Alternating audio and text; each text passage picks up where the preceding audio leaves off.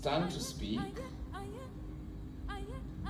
with the full authority of the Pan-African Lawyers Union.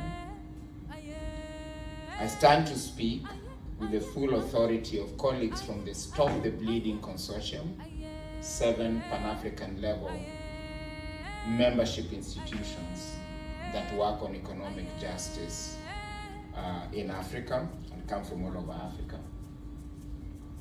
I stand to speak on behalf of my colleagues from the African Court Coalition,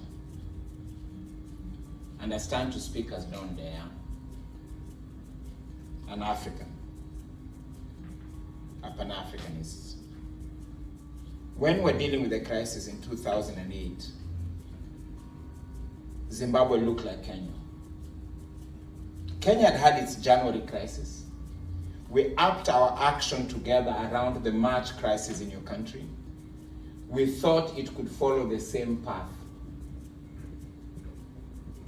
In our country, at least one of my countries, Kenya, the AU stepped in.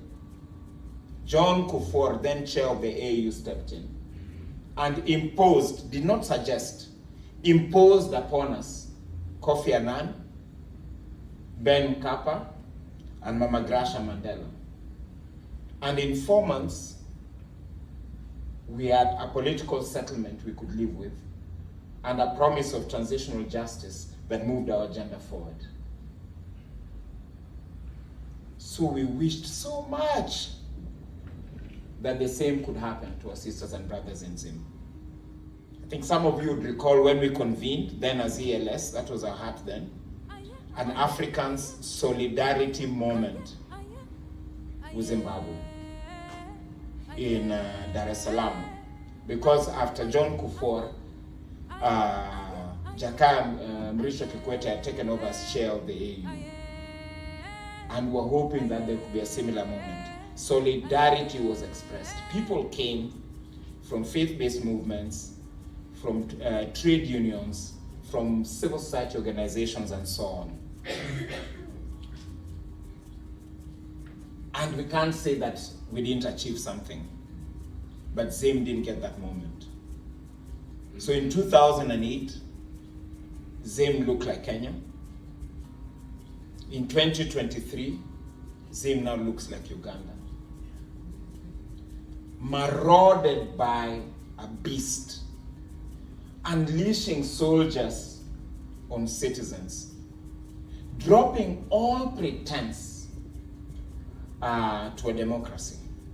In fact, the only people that think that we should still be talking about Zimbabwean democracy in one word might be in the AU. Because even SADC, for whatever reason, but we bless that wind, are now saying we can't do this anymore.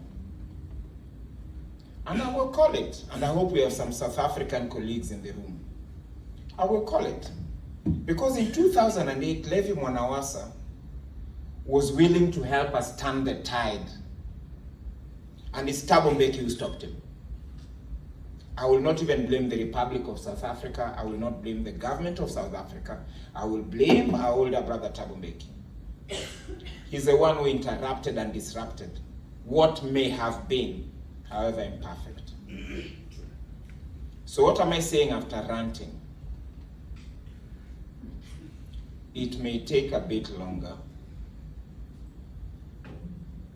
but we, the Pan-African Lawyers Union, we, the Stop the Bleeding Consortium, we, the African Court Coalition, we, many individuals, are invested in being there with you, our colleagues, as you do the hard work, the hard, thankless, difficult work of turning the tide. And the solidarities that I mentioned, like my sister Ali said, that we have to think more regional because we have the same problem, different intensities. I would not wish the intensity that the Zimbabwean colleagues are suffering on anyone. Your intensity is higher than most. But we're invested in being together until we turn this tide. Thank you.